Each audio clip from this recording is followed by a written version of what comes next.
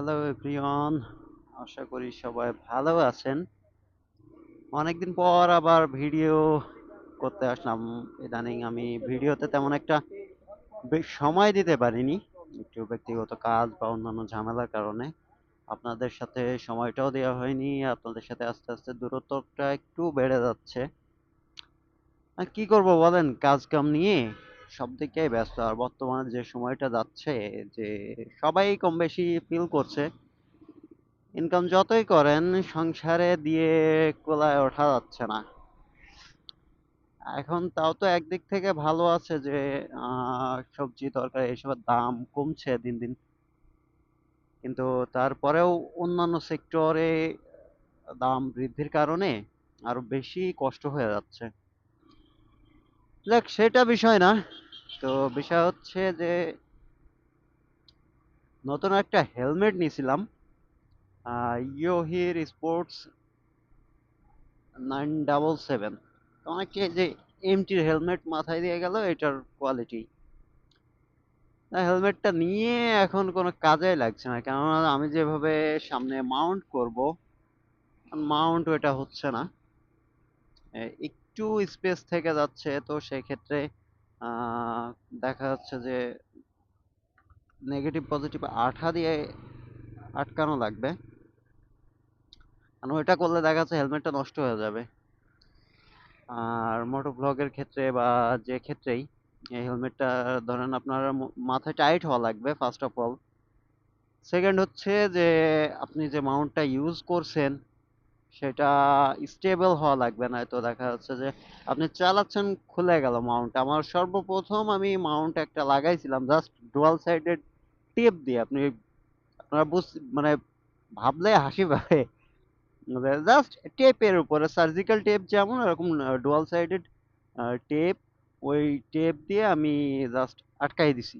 নিয়ে ক্যামেরা নিয়ে শহরের ভিতর দিয়ে যাচ্ছি, ভিডিও করতে করতে মোটামুটি শহর পার হয়েছি, আর মানে চুয়াডাঙ্গা স্ট্যান্ড পার হয়েছি, আর ক্যামেরা খুলে গেছে। আর গতি ওই সময় অল্প ছিল, যার কারণে টিটিসিতে এত ভিড় কেন? ক্যামেরা গতি কম থাকার কারণে ক্যামেরাটা খুলে গেছে। খুলে গেলে ধরেন আমি দাঁড়ায় পড়ছি। তো তারপরে ধরেন আমি এই ক্যামেরা বিভিন্ন অ্যাঙ্গেলে লাগানোর চেষ্টা করছি, কোনোটাতে সাউন্ড খারাপ আসে, কোনোটাতে একটু ভালো আসে, মানে উইন্ড নয়েজের কথাটা যেটা বললাম। আর এটা মাইক্রোফোনের উপরে ডিপেন্ড করে। রূপসা সিরিয়াল পাইলে তো ঢুকায় দেয়াই লাগবে, এখন নিচে আমার অগত্যা নেমে যাওয়া লাগলো। এদের কাছে আমি যতই হরেন দিই বা দাঁড়ায় থাকি, এরা সাইড দিবে না। আর আমি বলে না, ইজি বাইক থাকলেও নামাই দিবে। তবে কি, একটা সময় এই তামান্না পার্কের এইখানে লোকজন খুব পিকনিকে আসতো। তো এইটা বর্তমানে আমাদের ড্রিম ভ্যালি জোহান পার্ক, যেটা আমরা জানি যে জোহান পার্ক ড্রিম ভ্যালি, ওইখানে আসছে। তো যার কারণে ওই জায়গায় লোকজন অনেক ভিড় হচ্ছে। মানে কি বলবো, যে শুক্রবারে তো ধরেন সন্ধ্যার সময় ড্রিমের সামনের থেকে প্রায় 4-5 কিলোমিটার জ্যাম বেঁধে যায়, এরকম অবস্থা হয়ে যায়। আর চুয়াডাঙ্গা স্ট্যান্ডে রাস্তা করার কারণে লেন একটা হয়ে গেছে, এই কারণে ভিড়টা আরো বেশি বাধে। একে একে একটু ঘুরতে বের হলাম, ভালো লাগছিল না। কাজ থেকে বাসায় গেছি, আর আসলে সকাল থেকে কাজ, আর কাজের পর বাসায় যে একটু রেস্ট, সন্ধ্যার পরে আবার কাজ, আবার রাত্রে যে ঘুমায়, ঘুমের থেকে উঠে আবার সকালে উঠে কাজ, মানে রুটিনটা হয়ে গেছে যে কাজ আর ঘুম আর কাজ। কোথাও বের হতেও পারছি না, সময়টাও ভালো যাচ্ছে না, আর মানসিক প্রশান্তিটাও ওইভাবে নাই। এর কারণে বেশি সমস্যা হয়। তো এইখান থেকে একটু ফুয়েল নেওয়া লাগবে। আগে তো একদিন এইখান থেকে ফুয়েল নিতে যে একটা বিড়ম্বনায় পড়ছিলাম।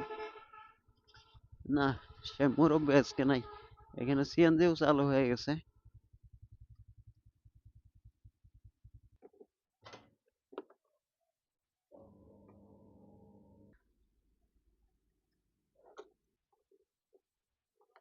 জীবনে ফার্স্ট ব্লগের চেষ্টা করছিলাম এই রোডে। এই রোডে বলতে এই রোডের মাথায়। খুব সম্ভবত তখন আমি ইয়ামাহার স্যালুটো কিনছিলাম, তার পরপরই আসছিলাম। তখন আমার ক্যামেরা ছিল না, ক্যামেরা বলতে হোয়াইয়ের একটা প্যানোরামা ক্যামেরা ছিল, যেটাতে আপনার 360 ডিগ্রি ভিডিও হতো। তো ওইটা ফোনের সাথে কানেক্ট করে 360 ডিগ্রি অ্যাঙ্গেলে ভিডিও করা যেত। ওই মুরগি মেরে জরিমানা দেওয়ার মতো নাই। তো এই যে মাঠের মাঝখান দিয়ে এখান দিয়ে রাস্তাটা ভালো লাগতো তখন। আর এই যে রাস্তার পাশে যে বালিগুলো রাখে, পুরা ফাঁকা রোড। তো ওই ক্যামেরা নিয়ে আসছিলাম ভিডিও করার জন্য। ওটা নিয়ে আসছিলাম এরকম পরে বিকাল বেলা, ফাঁকা একটা মাঠ। তখন এই ধান কাটা হয়ে গেছিল, ধান কাটার পরে এইখানে মাঝে মাঝে বাচ্চারা ঘুড়ি টুড়ি উড়াই, ঘুড়ি উড়াই, আমরা উড়াইছি ছোটবেলায়। এখন আর ওইভাবে হয় না, বিশেষ করে গ্রাম অঞ্চলে হয় কি যে ঘুড়ি বানায় বইয়ের পৃষ্ঠা অথবা পেপার কিনে আনার পরে ঘুড়ি বানাই। তো এটা দিয়ে ভাত দিয়ে বা আঠা দিয়ে ঘুড়ি বানাই। আর এখন তো ঘুড়ি কিনতেই পাওয়া যায়। তো আমাদের এখানে ঘুড়ি, সুতা এসব কিনে এনে নিজেরাই বানাতাম।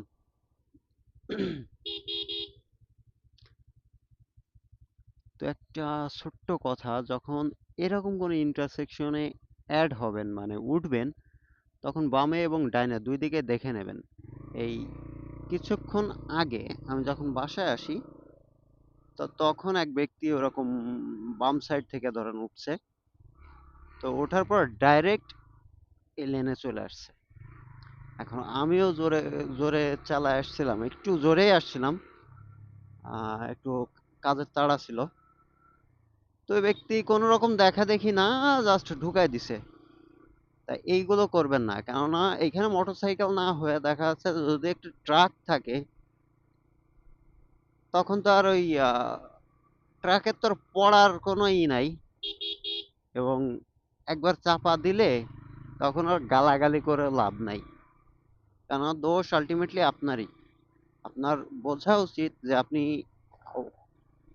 কিভাবে উঠবেন। আপনি কানার মতো বলদের মতো উঠে যাবেন রাস্তায়, আর দোষ হবে চলাচলকারী যানবাহনের, তাহলে তো হবে না। এখন এর মানে এই না যে আপনার দেখে যানবাহন ওইভাবে সবসময় চলবে। আমি ঠেকাইতে পারছি, আমি তো নাও পারতাম। মানে সেই ব্যক্তিও দেখা যাচ্ছে সরাসরি আমারটা এসে মেরে দিত।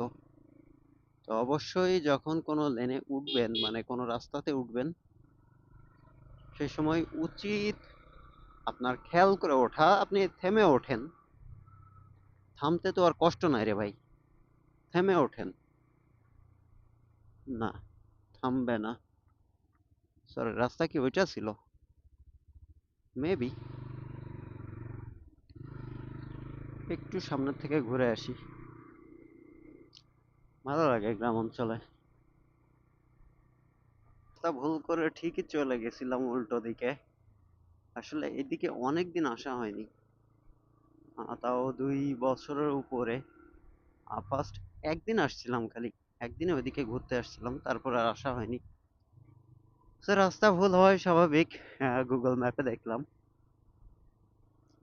তো লাস্ট যেটা বুঝলাম সেটা হচ্ছে বামের এই রোড দিয়ে আমার ঢোকা লাগবে,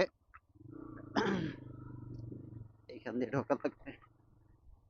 এই রোডটা সে আগাগোড়ায় একই রকম থেকে গেল।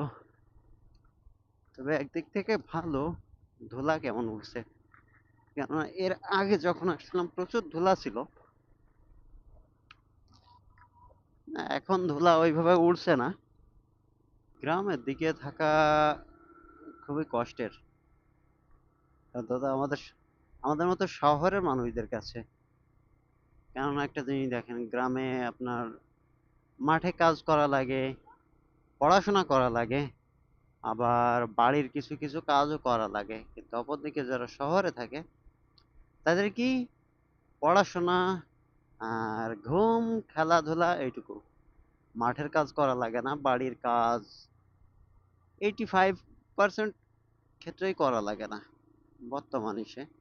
আর পূর্বে যারা ছিল তাদের অবস্থা আলাদা, কেননা তখন আর ওইভাবে উম, ছাড় দিত না। তখন পড়াশোনাও করতো, পড়াশোনা না পারলে দেখা যাচ্ছে পিটাইতো। কিন্তু এখন বাড়িতেও পিটাচ্ছে না, স্কুলেও পিটাচ্ছে না, যার কারণে উম, কি বলবো, ছেলেবেলে বদ হয়ে যাচ্ছে বেশি।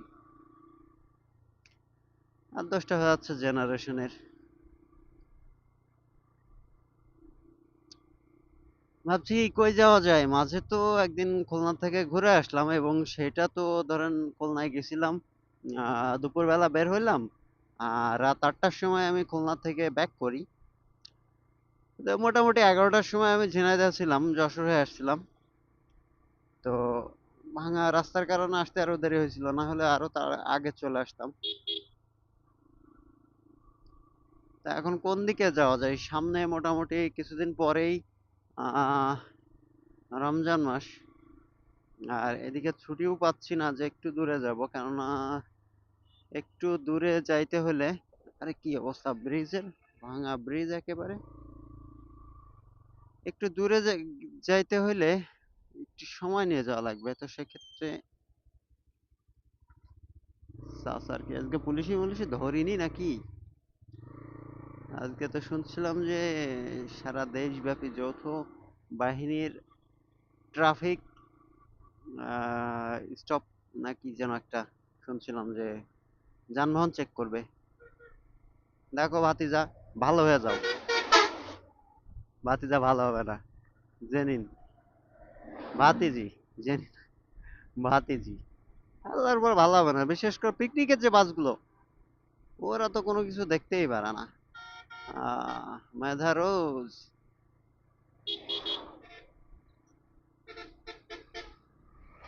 ভাই ট্রাকটাও একরকম সাইড টাইড দেয়, বাস যে এত পরিমাণ খারাপ, কোন রকম সাইড দিতে চায় না। তো সময় স্বল্পতার কারণে যাওয়া হচ্ছে না, যে বৃহস্পতিবারও বের হয়ে যাব। মোটামুটি রাস্তাঘাটের যে অবস্থা, রাত্রে চলাচল করা সেফ না। এই যে আসিফ ভাতিজা, দেখো কাজ উস্তাদে, কাজে হ্যাঁ, শালা কাজ করলে একটা। আন গাড়ির যদি গতি বেশি থাকতো, বালির মধ্যে গেলে অবস্থা শেষ। 100% পিছলাইতাম। আমরা এই হচ্ছে সেই মনহুস জায়গা, যেখানে আমি সর্বপ্রথম গাড়ির স্পিডিং করতে যে কানে মোড়া দিছিলাম যে আর স্পিডিং করবো না।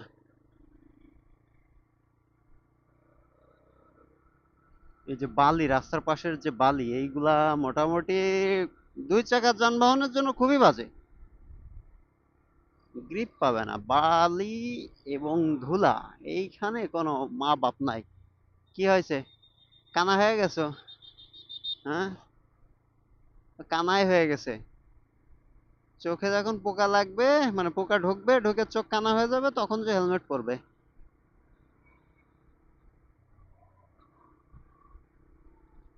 আর এই যে বাংলার টেসলা রেসিং চলছে এদের, জয়ী কে হবে? টেসলা, সামনে গাড়ির জন্য টেসলার গতি কমে গেছে। ভাই হুটহাট করে যে কোন দিকে, হ্যাঁ জমিদার ঠ্যাং একটার পর আরেকটা তুলে দিয়ে চালাচ্ছে। ব্রেক ট্রেক ধরা লাগবে না, ও বুঝতেই পারছে যে ব্রেক ধরার কোনো কাজ নেই, ব্রেক ধরার প্রয়োজন হলে দাঁড় করায় দিবে, সেজন্য ঠ্যাংয়ের উপর ঠ্যাং তুলে চালাচ্ছে। এইখানে পুলিশ আগে দাবড়াইতো, খুব ভালো লাগতো অন্তত। ভয় করতো অবশ্য। এককালে আমি যখন হেলমেট, আর হেলমেট বাদে চালানো একটু কমই হয়, আমি খুব অল্প কয়েকদিন হেলমেট বাদে চালাইছি। আর ড্রাইভিং লাইসেন্স বাদে চালাইছি আমি। তো ড্রাইভিং লাইসেন্স যখন ছিল না, তখন এই পুলিশ চেকপোস্ট গুলা যেসব জায়গায় দাঁড়ায়, তো এই জায়গায় আসলে বুকের ভিতরে ধরেন ডিপঢাপ ডিপঢাপ শুরু হয়ে যেত। আর ঢাকাওয়ালারা তো ধরেন ড্রাইভিং লাইসেন্স থাকুক না থাকুক, যেকোনো এক চিপা-চাপা দেখায়ে মামলা দিয়ে দিবে। মফস্বল শহরে এদিক থেকে একটা সুবিধা আছে। কি ওরা ডানে সিগন্যাল দিচ্ছে কি এদিকে আসবে নাকি? না ভুলে গেছে? সিগন্যাল দিয়ে ভুলে গেছে?